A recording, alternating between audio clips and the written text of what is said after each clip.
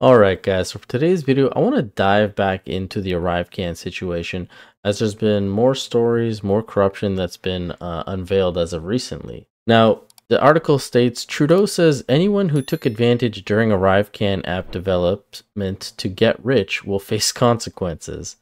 And he actually was at a press conference talking about housing and all that, and he mentioned this very briefly in regards to this situation. Procurement processes internal to the Government of Canada ended up not following the proper rules at a time where the government was doing everything it could to try and keep Canadians safe in a never-before-seen pandemic, and it is certainly possible and indeed likely that certain people took advantage of the procurement processes at that time. That's why there are fulsome investigations going on right now. That's why there will be consequences for anyone who tried to profiteer or profit off of this extraordinarily difficult situation we went through a few years ago. Now, if you're like me, didn't really believe a word that Justin said there. None of that sounded genuine. But here's Pierre talking about it when it was brought up to him in today's press conference. On ArriveCAN, there is a report by CTV that says that there is a man who runs a company that got $8 million for ArriveCAN. He is still employed by the Department of National Defense. What does that say to you?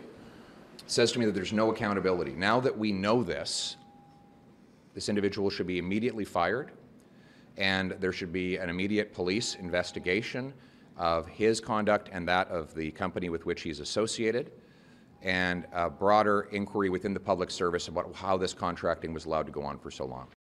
Now, that's something I would have expected Justin to kind of say, lay out, saying, this person needs to be fired, we need to get down to the bottom of this and that, except he kind of wafers, tiptoes around it all.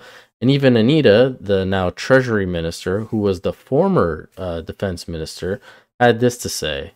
Yesterday that a D&D employee named David Yeo was awarded a contract, the ArriveCAN contract, while he was also CEO of Dalian Enterprises. You were the Minister of Defense at the time. Were you aware that he was employed in the department at the time? Were you aware that he was a benefactor of that contract? I was definitely not aware. I was very surprised to hear this news. I am heartened to see that he has been suspended from his role as a public service employee, and due to this very serious nature of these issues, I know that DND is launching an internal investigation into the matter. We are, as a government, in the process of suspending contracts with Dalian, but the answer to the question is no, I had no idea. All contracts were suspended? Did you say all contracts with the government were suspended, not just DND? For Dalian? We are looking at contracts across the government with Dalian to seek to suspend those. Is it a normal government practice to award contracts to employees in their own department, sort of outside contracts to government employees for work within their own department? Is there a rule about that, or should there be? There is certainly a rule that would prevent conflict of interest of that sort. And I was extremely surprised to hear that this individual was an employee of the Government of Canada. But as I said, he has been suspended, and we are also seeking to suspend contracts with that company, Dalian. Now, if you've been missing out on these one-on-ones with the ministers who are making announcements and stuff, you've really been missing out, because these reporters have been like piranhas in the water who smell blood. They've just been going at them, not really taking any crap, especially with their roundabout answers. And even just yesterday when Mark Holland was talking about this whole lab situation and the redacted papers that were coming out, this is how they were acting towards him as well. Why were those scientists fired? So I think I'm not going to get into sort of the operational aspects. What I will, well, because I both wasn't there. The government has hid for years taken the House to court over, overly redacted over, and is now doing less redactions because they were called out. Why were they fired then? Why were they fired? So the decision was made by the Public Health Agency of Canada that the individuals in question, that their behavior warranted them being fired. What was their behavior? What was their behavior? Well, I would leave you to the documents. We don't have the documents. Well, you do now. Say in the documents why they were fired and what the concerns were. Yes. So going to be clear in this information. It's explicit in the documents. Okay, well, I'm not here to give you a blow by blow. In about 2 to 3 hours, you're speaking well, they're to us. available right now. Well, so first of all, copy. you will be given an electronic copy, or if you want a physical copy. We have not yet been. Can you please? Sure. I mean, you know it. We don't have the documents. Just say it to us. So first of all, okay, everybody just take a step back. I'll try to take a different approach, and perhaps this will satisfy you. Now, if you enjoy watching Mark get grilled as much as I do, I'll leave the rest of that video in the description below with all the other videos. It's like 19 minutes long. It's great. But getting back to the story at hand. So, as you heard from those opening videos, there was another individual, David Yeo, who was the CEO of Dalian Enterprises, who also got about $8 million through ArriveCan contracts and other contracts with the government. Now, outside of that whole situation, we also have the RCMP, and how during their line of questioning, not only were the Liberals always interrupting in a way to try to, I don't know, waste time or run out the clock, as they sometimes like to do, but even the demeanor in what you can see of the RCMP members seems like they could care less about this. They really don't want to be here. You know, a lot of their answers were kind of like, well, we got stopped. There was not much we could do, you know, and very laissez-faire about the whole situation. I have questions for you that come from an access to information request. It's ATIP A-2021-02029. It deals with a decision tree from section 121(1)(c) of the Criminal Code, fraud on government. I provided both you, Commissioner, and the Staff Sergeant with this just before the meeting started, just as we moved through the document. So in this decision tree, it asks a series of questions. The first question, was Mr. Trudeau a government official at the time that he took a vacation to Bell's Cay? Go ahead. On the point of order, Ms. Khalid. I realize that the witnesses have documents and Mr. Barrett has, but we would like to also follow along, if that's okay, if Mr. Barrett can share them. Okay, the challenge on that point of order. On the point, Mr. Barrett. Yeah, I'd be happy to provide them to the clerk. They'll go into translation, and then they'll be furnished to other members of the committee. It wasn't proactively disclosed by the government. It was made available by ATIP. But I don't have any questions for other members of the committee, so they don't need a copy of it. If they would like to email me and ask for an English-only copy, I can furnish them with that, but I don't have it in French. I will provide it to the clerk. Translation services can deal with it, but I'd like to continue with my questions, Chair. It's not required for me to provide other members of the committee with documents that are provided to witnesses. It's not in the standing order. So I'm going to ask that Mr. Barrett furnish that to the clerk so that we can have it translated and supplied. If he's only referencing it for the purposes of asking questions, I don't see, it's not a document that's submitted to the committee for that purpose. He's referring to. Yeah. Okay. So I mean, if that's the case, if the witnesses have it and Mr. Barrett has it, we as members of the committee should be able to look at it too while these questions are going on. I'm not sure if my colleagues agree, but I'm a little bit lost without having this document in front of me, so I can follow along too. So I'm going to allow this to occur. Mr. Barrett will be referring to the documents, I assume. You mean based on your first question. I'd like to finish my first question. Yes. Right. You're going to complete your first question, but the point I'm making, Ms. Khalid, is that he can reference, just as any other member has paper in front of them that's not shared with other members of the committee. This is an access to information document that he has in his possession. He'll be reading from that document, I assume, and that will be translated at a time. So I don't really see the need for other members of the committee to have that. Yeah. Thanks, Chair. The difference is that we don't share our questions or our comments with witnesses prior to us asking them. Now, unfortunately, this isn't the only time this minister has done this, and she really boils my blood whenever I see her on committee hearings because she loves to do this. even when they were questioning the Auditor General and the witnesses in the last video that we did, she did the same thing here. Point of order, Mr. Chair. Yes, Ms. Khalid. Thank you, Chair. I'm just trying to figure out how long we are going on We have this meeting.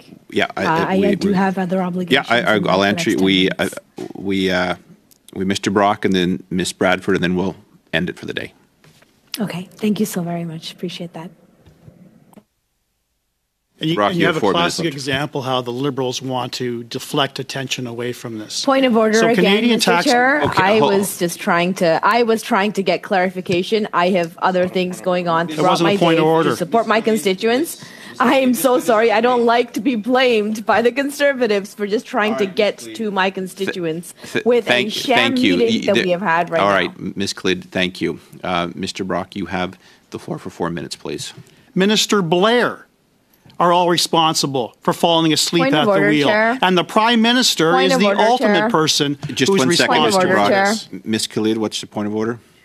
I'm not really sure why we are naming ministers without having any evidence or proof and blaming them for things Ms. Khalid, this is that not a are point of order. available for- There's a thing called ministerial responsibility in this country. You're well versed in it. As to your previous point of order, you can ask your whip or your committee chair, vice chair, where we are in the rotation. Ms. Yip had asked not 15 minutes ago when we were ending it. I was going to, and I told her. So your previous point of order did look like it was interrupting Mr. Brock, as did this one needlessly.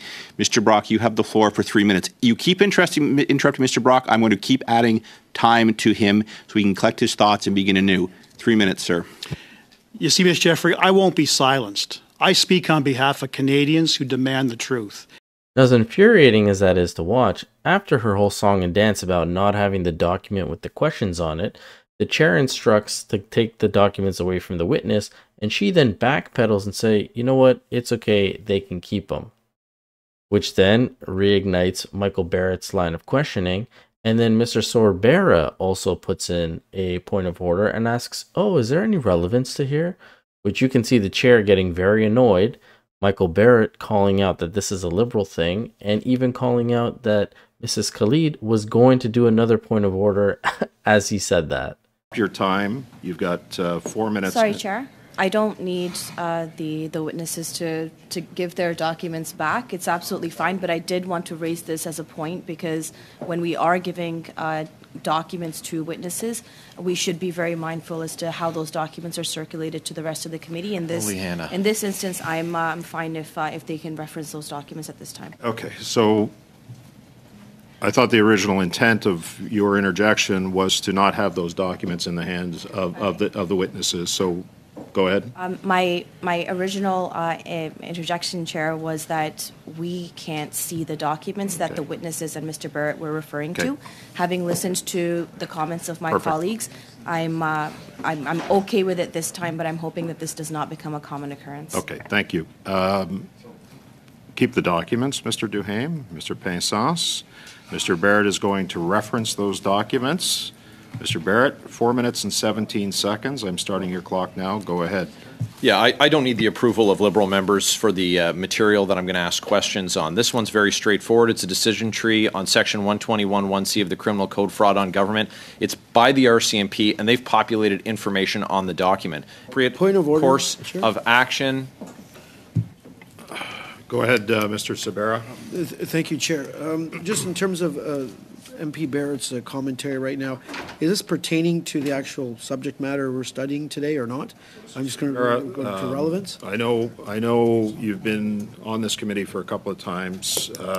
17 months I've been on this committee as chair, and in every circumstance I allow members to utilize their time in the manner in which they want to. And I expect that Mr. Barrett's going to bring it back, as I expect every other member will do the same thing. So, Mr. Barrett, I really, on the issue of relevance, I've dealt with this many, many times, okay? I don't want to hear another issue of relevance if we can. If we can avoid that to save time, I would appreciate that, okay? Mr. Barrett, go ahead, minute and 21 seconds. Yeah, it's part of a pattern, Chair, from the Liberals, Ms. Khalid, Mr. Sorbera, to interrupt the line of questioning to try and cover up for the Prime Minister, and she's going to do it again right now. And it was absolutely beautiful to see Michael Barrett throw that jab in there because he knew she was going to do it. But as he started to continue again his line of questioning, the RCMP basically, again, like I said, threw up their hands and just said, no, we didn't follow up. We didn't do any of that. And if you follow this flow chart that Michael is talking about, in the end result, it states that Justin Trudeau would be guilty. It asks a series of questions with respect to Justin Trudeau's visit to the Aga Khan Island, Bells Cay. Was Mr. Trudeau a government official at the time? And it says, yes. Did Mr. Trudeau accept a benefit from the Aga Khan? It says, yes. Did the Aga Khan have dealings with the government? It says, yes. Then it says, did Mr. Trudeau have consent in writing of the head of a branch of government for whom he worked? It says unknown. At that point it says, if yes, then the final verdict would be not guilty. But it goes on, if no, did Mr. Trudeau know that he accepted was a benefit from a person who had dealings with the government? Yes. And then if yes, it says, final verdict, guilty of fraud on the government. Now we know that in fact Mr. Trudeau did not have a writing from the head of branch of the government for whom he worked, because that question was put to him in the House of Commons. He was asked, in the House, it was asked, did the Prime Minister give himself permission to take that free holiday in 2016, to which Justin Trudeau replied, Mr. Speaker, no. He was asked again on April 26, 2022. Again, the answer was no. So Conservatives put the question to the Prime Minister to answer the only open question on whether or not the RCMP should lay a charge of fraud on government against Prime Minister Justin Trudeau in the case of his illegal vacation to Bells Cay. Now, illegal it was certainly law-breaking in that it broke the Conflict of Interest Act. The question is, did it break Section 121(1)(c) of the Criminal Code? Commissioner, did the RCMP call Mr. Trudeau and ask him the question? I would have to ask Mr. Pinsins, because I wasn't getting ready for the Aga Khan file, and I'm not as familiar with the Aga Khan file as we are with the Jody Wilson-Raybould. Staff Sergeant? Yes, so Mr. Chair, so all I should have to point in relation to this specific decision tree is, of course, this is one part of a multiple pages document, so of course this is only an excised part of this. And now to answer the question as far as did we contact the Prime Minister in relation to this one? No. Okay, so he wasn't asked, and it was left in the document as unknown, and the only open question on whether or not it met the standard of fraud on government, it was the RCMP said it was unknown. We satisfied an answer to that question and that he did not, and based on this document it says final verdict, guilty of fraud on government. Now, obviously, the RCMP did mention that the decision tree is only a portion of the reports when they look at all this stuff.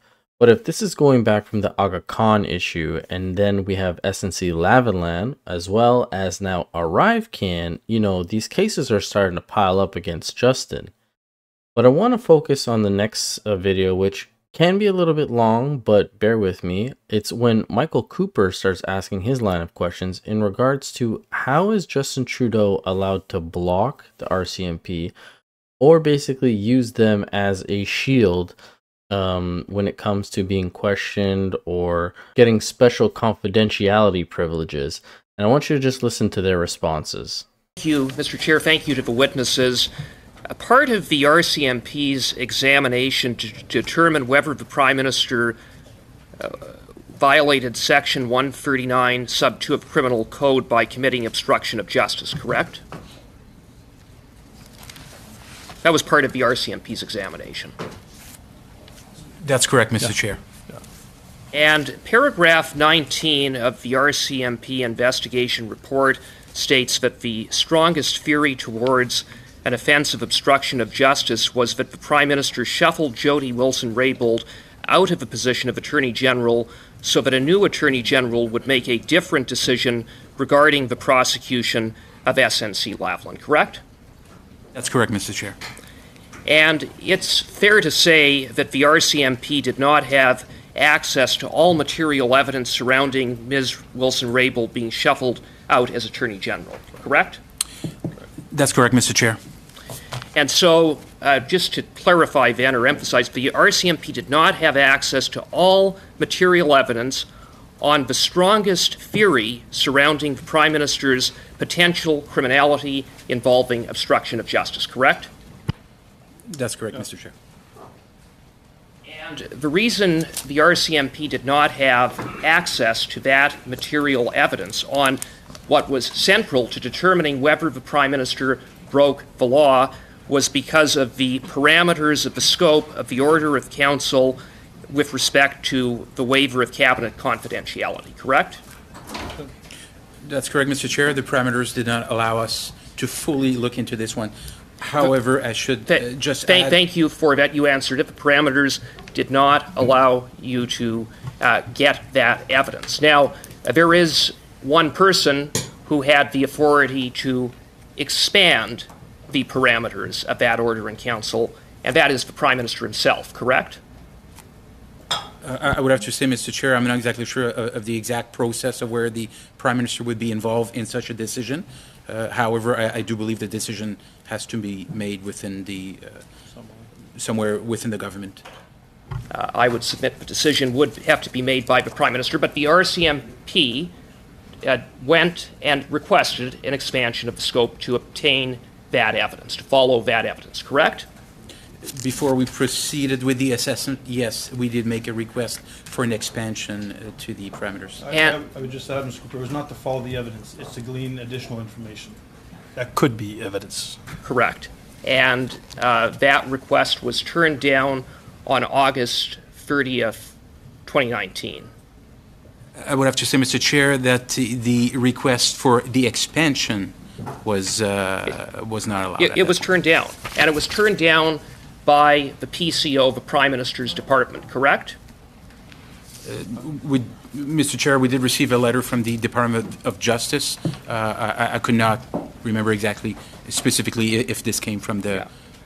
Well, it was from the PCO, and that's in the RCMP's investigation report. And would it be fair to say that the refusal by the Prime Minister's personal department, the PCO, to expand the scope of the Order in Council significantly impeded the full investigation into the Prime Minister's potential obstruction of justice? It limited our capability of pursuing a full investigation. And it would have limited it in a fairly significant way. Because after all, we're talking about going to the heart of the matter of obstruction. And again, I don't know what additional, not knowing what additional information is out there, it's hard for me to speculate that there's a Pandora box out there which is full of information, so it's hard for us without speculating. Well, let the record show that the Prime Minister's Department, the PCO, obstructed the RCMP investigation into the Prime Minister's potential obstruction of justice. Are you aware of any other Canadian who can single-handedly block the RCMP from investigating his own criminality in such an effective way as the Prime Minister? Good question. Fantastic.